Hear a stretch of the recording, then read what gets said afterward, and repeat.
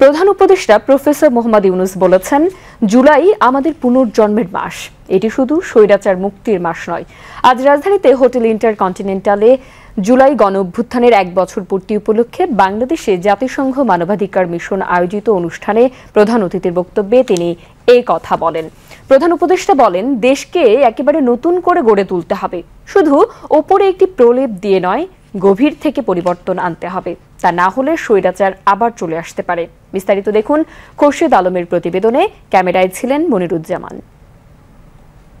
জুলাই বিপ্লবের 1 বছর পূর্তি উপলক্ষে রাজধানীর হোটেল ইন্টারকন্টিনেন্টালে বাংলাদেশ জাতিসংঘ মানবাধিকার হাই কমিশনের আয়োজন জুলাই স্মরণ অনুষ্ঠান, যেখানে প্রধান অতিথি প্রধান উপদেষ্টা প্রফেসর মোহাম্মদ ইউনূস। বক্তব্যে প্রধান উপদেষ্টা বলেন, জুলাই হলো পুনর্জন্মের মাস। এটি শুধু স্বৈরাচার মুক্তির মাস নয়। তিনি বলেন, এদেশকে নতুন করে গড়ে তুলতে হবে। এটা প্রলেপ দেওয়ার পরিবর্তন না, গভীরতম ভাবে পরিবর্তন। সে গভীরতম পরিবর্তন যদি না করি, এই স্বৈরাচারের বিরুদ্ধে আজকে আমরা কথা বলছি, আবার ঘুরে ফিরে এসে চলে আসবে, এক ভঙ্গিতে না এক ভঙ্গিতে চলে আসবে। যতই আমরা আইন কানুন সামাল দিই, যতই সংস্কার করি, যে সংস্কার আমাদের দরকার সেই সংস্কার আরো গভীরের সংস্কার। জুলাই আমাদের পুনর্জন্মের মাস। এটা শুধু স্বৈরাচারী মুক্তির মাস না। কতগুলো আঙ্গিক বিষয়, কতগুলো প্রলেপ বিষয়, এটা দিকে আমরা মনে করি যে আমরা কাজ করে ফেলেছি। সেখান থেকে যদি আমরা বিদায় করে মনে করি যে কাজ হয়ে গেছে, তাহলে আমরা বড় ভুল কাজ করলাম। প্রধান উপদেষ্টা বলেন, জুলাই গণহত্যার বিচার এমনভাবে করা হবে যেন রাষ্ট্রীয় ক্ষমতা ব্যবহার করে দমন বা দেশের জনগণকে ধ্বংস করা না যায়। আমাদের আগামীতে এখনো সুযোগ আছে। জুলাইয়ের শিক্ষা এখনো আমাদের কাছে তাজা আছে। মাঝে মাঝে ভয় হয় এই শিক্ষা ক্ষয়ে যাবে, ভুলে যাব, আবার অতীতের মতো ভাষা রপ্ত হয়ে যাবে, আবার সেই ভাষা ব্যবহার করব, আবার সেই ব্যাখ্যা ব্যবহার করব। সেই দিকে যাতে আমাদের যেতে না হয় আর কোনোদিন, এই পথ একেবারে বন্ধ করে দেওয়া। এই পথের কোনো ঠিকানা আমরা যাব না। আমাদের নতুন পথ রচনা হবে, সেই পথের দিকে আমরা যাব, সেই আমাদের কমিটমেন্ট। জাতীয় ঐক্যমত্য গড়ার চেষ্টা হচ্ছে উল্লেখ করে প্রফেসর ইউনূস বলেন, এর মাধ্যমে অংশগ্রহণমূলক ও বিশ্বাসযোগ্য নির্বাচন নিশ্চিত হবে।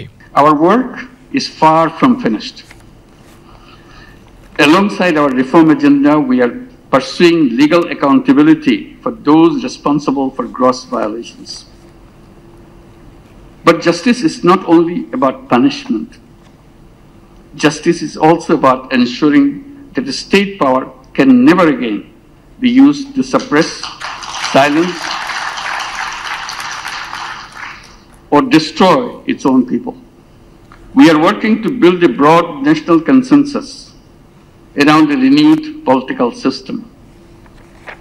These are not just words. These are something to be embedded in our heart. One that delivers inclusive, participatory and credible elections.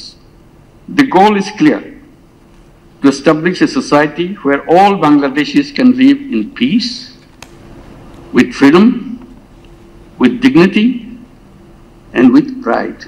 We remember those who gave their lives in pursuit of that vision. Their sacrifice paved the way for a new chapter in our history. They created a new Bangladesh. That's their dream. This is rooted in hope, human rights, and democratic principles. দেশের সবচেয়ে অন্ধকার সময়ে পাশে দাঁড়ানোর জন্য জাতিসংঘকে ধন্যবাদ জানান প্রধান উপদেষ্টা।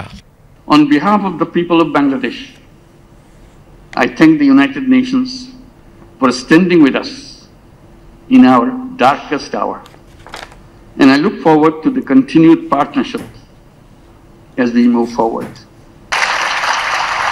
জুলাই স্মরণ অনুষ্ঠানে গণঅভ্যুত্থানের শহীদ পরিবারের স্বজন, জাতীয় নাগরিক পার্টির সদস্য সচিব আক্তার হোসেন, জামায়াতে ইসলামের আমির ডাক্তার শফিকুর রহমান এবং বিএনপির মহাসচিব মির্জা ফখরুল ইসলাম আলমগীর বক্তব্য রাখেন। অনুষ্ঠানে জাতিসংঘ মানবাধিকার বিষয়ক হাই কমিশনার ভলকার তুর্কের ভিডিও বার্তা প্রচার করা হয়।